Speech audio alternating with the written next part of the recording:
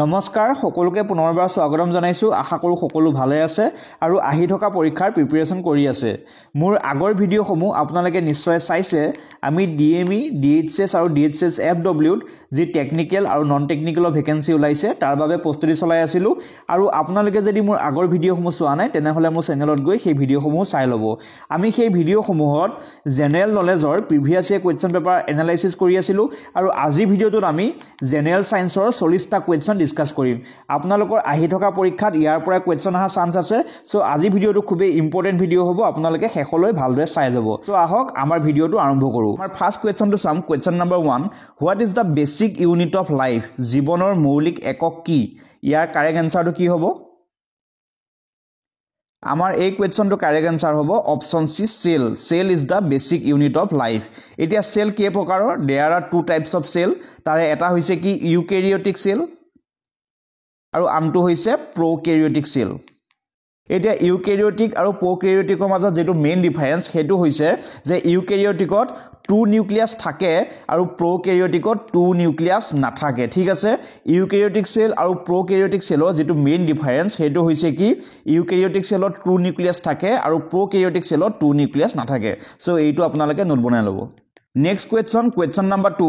what is the aqueous component of the cell within which various organelles and particles are suspended কোষৰ জলীয় উপাদানটো কি বুলি কোৱা হয় য'ত বিভিন্ন অংগাণু আৰু কণিকাসমূহ স্থগিত হৈ থাকে ইয়াৰ কাৰেক্ট আনসাৰটো কি হ'ব আমাৰ এই কোৱেশ্চনটো কাৰেক্ট আনসাৰ হৈছে অপচন বি সাইটোসল ঠিক আছে cytosol is the aqueous component of the cell within which various organelles and particles are suspended যদি আপোনালোকে সাইটোপ্লাজম আৰু সাইটোসলৰ মাজত কনফিউজ হৈছে তেনেহলে মনত ৰাখিব যে কোষৰ ভিতৰত যিবোৰ আমাৰ লিকুইড থাকে বা aqueous content থাকে তাক কি বুলি কোৱা হয় তাক কোৱা হয় সাইটোসল ঠিক আছে তাক কোৱা হয় সাইটোসল আৰু সাইটোসলৰ লগত যদি আমি সেল অৰ্গেনেলিবোৰ ধৰো সেল অৰ্গেনেলি সমূহ যদি ধৰো তেনেহলে তাক কি বুলি কোৱা হ'ব তাক কোৱা হ'ব cytoplasm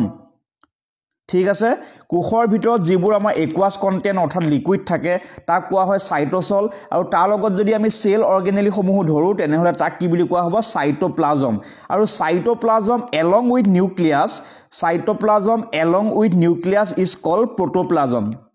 The aqueous component of the cell within which various organelles and particles are suspended is called cytosol. Cytosol along with cell organelle is called cytoplasm. Cytoplasm along with nucleus is known as protoplasm. So, a concept of আপোনালোকে note কৰি ৰাখক. Next question number 3. What is referred to as the powerhouse of the cell?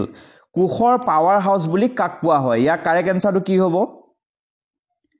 আমাৰ এই কোৱেশ্চনটো correct answer হৈছে option B mitochondria is known as the powerhouse of the cell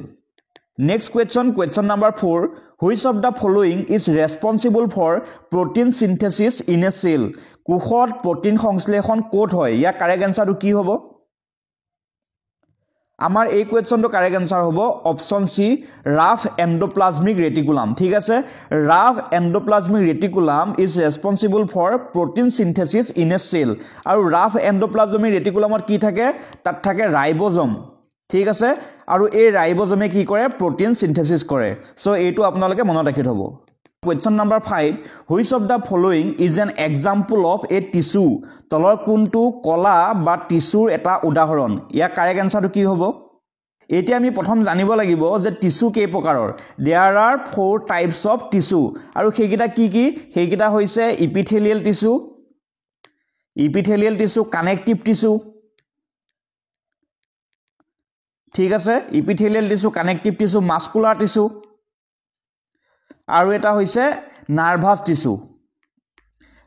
tissue এটা tissue কেই প্ৰকাৰৰ গম পালো আমি টিস্যু চাৰি প্ৰকাৰৰ there are 4 types of tissue these are epithelial tissue connective tissue muscular tissue and nervous tissue এতিয়া ইয়াত আমাৰ কোৱেশ্চনটো কি সুধিছে যে which of the following is an example of tissue so year correct answer কি হ'ব কাৰেক্ট আনসাৰ হ'ব option A blood to টিস্যুৰ কোনটো ভাগত পৰে ব্লাড হৈছে কানেক্টিভ টিস্যু ঠিক আছে question number 6 which of the following are the 3 main types of muscles found in the human body তলৰ কোনবোৰ হৈছে মানুহৰ শৰীৰত পোৱা তিনি ধৰণৰ মুখ্য পেশী ইয়াৰ কাৰেক্ট আনসাৰটো কি হ'ব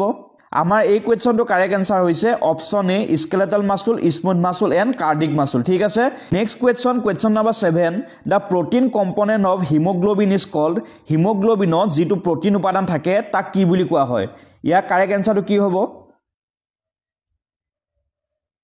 আমাৰ এই কোৱেশ্চনটো কাৰেক্ট এনসাৰ হ'ব অপচন বি গ্লোবিন ঠিক আছে হিমোগ্লোবিনত থকা যেটো প্ৰটিন কম্পোনেন্ট তাৰ নামটো হৈছে গ্লোবিন হিমোগ্লোবিনত এটা আইৰন কন্টেইনিং কম্পোনেন্ট থাকে তাৰ নামটো কি তাৰ নামটো হৈছে হিম ঠিক আছে হিমোগ্লোবিনত এটা আইৰন কন্টেইনিং কম্পোনেন্ট থাকে আৰু তাৰ নামটো হৈছে হিম আৰু হিমত কি থাকে হিমত থাকে আইৰন এটম হিমোগ্লোবিনে যেতিয়া লাংছৰ মাজেৰে ট্ৰেভেল কৰে তেতিয়া হিমত থকা যেটো আইৰন এটম সেই আইৰন এটমে অক্সিজেনৰ সৈতে বাইন্ড কৰে আৰু তেতিয়া কি ফৰ্ম হয় তেতিয়া ফৰ্ম হয় অক্সি হিমোগ্লোবিন ঠিক আছে এইটো আপোনালোকে মনত ৰাখিব যে হিমোগ্লোবিনত এটা আইৰন কন্টেইনিং কম্পোনেন্ট থাকে তাৰ নামটো হৈছে কি হিম আৰু হিমত থাকে আইৰন এটম হিমোগ্লোবিনে যেতিয়া লাংছৰ মাজেৰে পাৰ হৈ যায় তেতিয়া হিমত থকা যেটো আইৰন এটম সি অক্সিজেনৰ সৈতে বাইন্ড কৰে আৰু কি ফৰ্ম কৰে অক্সি হিমোগ্লোবিন ফৰ্ম কৰে আৰু অক্সি হিমোগ্লোবিনৰ যেটো কালাৰ হেতু হৈছে ব্ৰাইট ৰেড কালাৰ সেইভাবে যিবোৰ আমাৰ অক্সিজেন ৰিচ ব্লাড হিহঁতৰ কালাৰটো কি হিহঁতৰ কালাৰটো হৈছে ব্ৰাইট ৰেড কালাৰ এই কনসেপ্টটো আপোনালোকে মনত ৰাখি থব question number 8 red blood cells RBC are formed in ৰক্তকণিকা কোড গঠন হয় ইয়াৰ কাৰেক্ট এনসাৰটো কি হ'ব আমাৰ এই কোৱেশ্চনটো কাৰেক্ট এনসাৰ হৈছে অপচন সি বন মেৰু অৰ্থাৎ হাড়ৰ মজ্জা যদি আপোনালোকৰ এক্সামত কোৱেশ্চন আহে যে ডব্লিউবিসি আৰু প্লেটলেটস কোড গঠন হয় ঠিক আছে ডব্লিউবিসি আৰু প্লেটলেটস কোড গঠন হয় তাৰ এনসাৰ কি হ'ব তাৰ এনসাৰও হ'ব আমাৰ বন মেৰু অৰ্থাৎ হাড়ৰ মজ্জা আমি কি গম পালো যে আৰবিসি ডব্লিউবিসি আৰু প্লেটলেটস কোড গঠন হয় তাৰ এনসাৰ বন মেৰু অৰ্থাৎ হাড়ৰ মজ্জা এতিয়া আমি জানিব লাগিব যে হিউম্যান ব্লাডত কি কি থাকে হিউম্যান ব্লাডত 55% থাকে প্লাজমা 55% থাকে প্লাজমা আৰু বাকি 45% কি থাকে ডব্লিউবিসি আৰবিসি আৰু প্লেটলেটস আৰু এই প্লাজমাত 90% থাকে পানী অৰ্থাৎ H2O আৰু বাকি 6 ৰ পৰা 8% থাকে প্ৰটিন ঠিক আছে প্লাজমাত 90% থাকে পানী আৰু বাকি 6 ৰ পৰা 8% থাকে প্ৰটিন এতিয়া আমাৰ এক্সামত যদি কোৱেশ্চন আহে যে প্লাজমা প্ৰটিন কি প্লাজমাত কি প্ৰটিন থাকে তাৰ এনসাৰ কি হ'ব তাৰ এনসাৰ হ'ব এলবুমিন ফাইব্ৰিনোজেন আৰু গ্লোবুলিন ঠিক আছে next question number 9 what is the life span of fetal red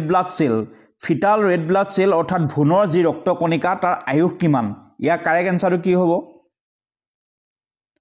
আমাৰ এই কোৱেশ্চনটো কাৰেক্ট এনসাৰ হ'ব option B 80 days next question number 10 which cell in our body are primarily responsible for protecting us from disease আমাৰ শৰীৰৰ কোনবোৰ কোষে আমাক ৰোগৰ পৰা ৰক্ষা কৰাৰ বাবে প্ৰধানকৈ দায়বদ্ধ ইয়াৰ কাৰেক্ট এনসাৰটো দিবলৈ ট্ৰাই কৰক আমাৰ এই কোৱেশ্চনটো কাৰেক্ট এনসাৰ হ'ব option B white blood cell অৰ্থাৎ WBC question number 11 what is the average life span of a red blood cell in human মানুহৰ ৰক্তকণিকাৰ গড় আয়ুস কিমান ইয়াৰ কাৰেক্ট এনসাৰটো কি হ'ব আমাৰ এই কোৱেশ্চনটো কাৰেক্ট এনসাৰ হ'ব option C 120 days next question number 12 which component of blood plays a major role in blood clotting তলৰ কোনটো তেজৰ উপাদানে ব্লাড ক্লটিং অৰ্থাৎ তেজ গোট মৰাত সহায় কৰে ইয়াৰ কাৰেক্ট এনসাৰটো কি হ'ব আমাৰ এই কোৱেশ্চনটো কাৰেক্ট এনসাৰ হ'ব option C blood platelets question number 13 which blood type is considered the universal donor তলৰ কোনটো ব্লাড গ্ৰুপক ইউনিভাৰ্সাল ডোনাৰ অৰ্থাৎ তেজৰ সাৰ্বজনীন দাতা বুলি কোৱা হয় ইয়াৰ কাৰেক্ট এনসাৰটো কি হ'ব আমাৰ এই কোৱেশ্চনটো কাৰেক্ট এনসাৰ হৈছে option D O negative next question number 14 which blood type is considered the universal recipient কোনটো ব্লাড গ্ৰুপক সাৰ্বজনীন গ্ৰাহক অৰ্থাৎ ইউনিভাৰ্সাল ৰেচিপিয়েন্ট বুলি কোৱা হয় ইয়াৰ কাৰেক্ট এনসাৰটো কি হ'ব আমাৰ এই কোৱেশ্চনটো কাৰেক্ট এনসাৰ হৈছে option C AB positive next question number 15 which organ in the human body secretes bile juice মানুহৰ শৰীৰত বাইল জুইচ কোনে নিখৰণ কৰে ইয়াৰ কাৰেক্ট এনসাৰটো কি হ'ব আমাৰ এই কোৱেশ্চনটো কাৰেক্ট আনসাৰ হ'ব অপচন বি লিভাৰ ঠিক আছে question number 16 which of the following is the largest gland in the human body মানুহৰ শৰীৰৰ যেটো আটাইতকৈ ডাঙৰ গ্ৰন্থি তাৰ নামটো কি ইয়াৰ কাৰেক্ট আনসাৰটো কি হ'ব আমাৰ এই কোৱেশ্চনটো কাৰেক্ট আনসাৰ হৈছে অপচন সি লিভাৰ ঠিক আছে liver is the largest gland in the human body Question number 17 which gland is known as the master gland বুলি কোনটো গ্ল্যান্ডক অৰ্থাৎ কোনটো গ্ৰন্থিক কোৱা হয় ইয়াৰ কাৰেক্ট আনসাৰটো কি হ'ব আমাৰ এই কোৱেশ্চনটো কাৰেক্ট আনসাৰ হৈছে অপচন এ পিটুইটাৰী গ্ল্যান্ড ঠিক আছে পিটুইটাৰী গ্ল্যান্ডক মাষ্টাৰ গ্ল্যান্ড বুলি কোৱা হয় Question number 18 in the human body which gland function as both endocrine and exocrine gland মানুহৰ শৰীৰত কোনটো গ্ৰন্থিয়ে অৰ্থাৎ কোনটো গ্ল্যান্ডে এক্সোক্ৰাইন আৰু এন্ডোক্ৰাইন দুইটা হিচাপে কাম কৰে ইয়াৰ কাৰেক্ট আনসাৰটো কি হ'ব আমাৰ এই কোৱেশ্চনটো কাৰেক্ট আনসাৰ হৈছে অপচন সি পেনক্ৰিয়াছ অৰ্থাৎ অগ্নাশয় আৰু অগ্নাশয় কি বুলি কোৱা হয় মিক্সড গ্ল্যান্ড বুলি কোৱা হয় তাৰ কাৰণটো কি তাৰ কাৰণটো হৈছে যে pancreas function as both an endocrine and exocrine gland Next question number 19 insulin a hormone crucial for blood sugar regulation is produced in which part of the human body insulin মানুহৰ শৰীৰৰ কোনটো অংশত produced হয় ইয়াৰ correct আনসাৰটো কি হ'ব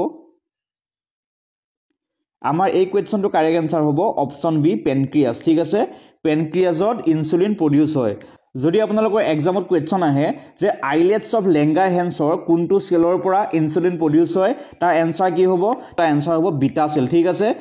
islets of লেংগাৰহেন্সৰ beta সেলৰ পৰা insulin produce হয় আলফা সেলৰ পৰা কি প্ৰডিউস হয় আলফা সেলৰ পৰা গ্লুকাগন প্ৰডিউস হয় ঠিক আছে পেনক্ৰিয়াছত থকা আইলেটস অফ লেংগাৰহেন্সৰ বিটা সেলৰ পৰা ইনসুলিন প্ৰডিউস হয় আৰু আলফা সেলৰ পৰা গ্লুকাগন প্ৰডিউস হয় এটো আপোনালোকে মনত ৰাখি থব Next question number 20 how many auricles are present in a human heart ot auricles কিমান থাকে ইয়াৰ কাৰেক্ট আনসাৰটো কি হ'ব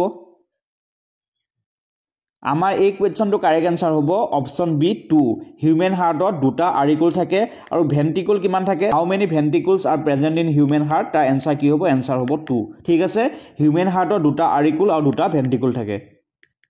Next question number 21 in which organ Bowman's capsule found Bowman's capsule কোনটো অংগত পোৱা যায় ইয়াৰ কাৰেক্ট আনসাৰটো কি হ'ব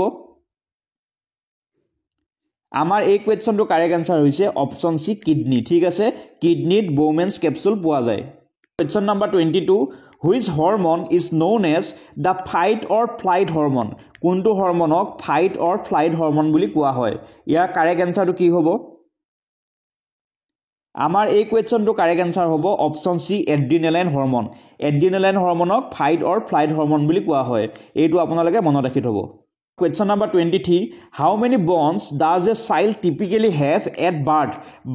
অৰ্থাৎ জন্ম হওঁতে শিশুৰ টোটাল হাড় কিমান থাকে বন কিমান থাকে ইয়াৰ কাৰেক্ট আনসাৰটো কি হ'ব আমাৰ এই কোৱেশ্চনটো কাৰেক্ট আনসাৰ হ'ব অপচন ডি 300